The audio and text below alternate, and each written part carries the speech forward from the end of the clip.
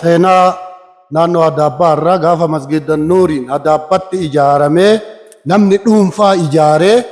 koottaa itti salaataa jedhee labsee nam tokko dhaqee salaatuu didi. Waamanni ijaareef hin beeknu dhaqanii salaatuu didan. Nama hayyuu bira dhaqee masgiida ijaaree nama itti naa salaatu dhabe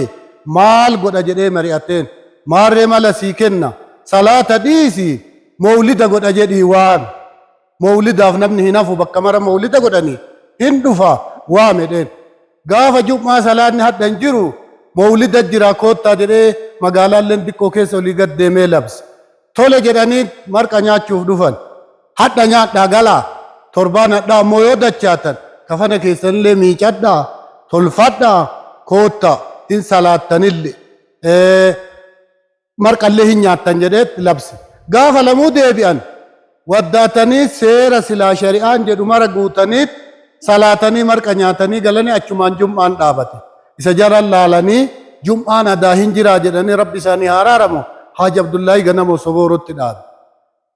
Sobooroon asii ka'anii abbaan isaanii Haaji Qaasim Waadoo farda yaabbatanii Sobooroo dhaqanii achis salaatan. Fageennarra biyyi teenna tuni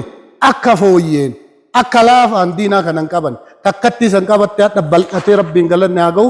balbala mara wal ga'ee miidiyaan kun argitanii addunyaaf biyyaafillee qoricha dawa haakimi qalbii fayyisa nutti jabaadha nu kaasa biyyuma kan akka biyya kana ijaara malee ka dabren ijaaru kama jiru ijaara nutti jabaadha nutti deebi'a kan akka dhuftanii isinuu hin beeytan akkatti bakkee kana dhuftan sagantaa nu koottaa sagantaa uf dura dursaa nutti hima nutti koottaa keessummaan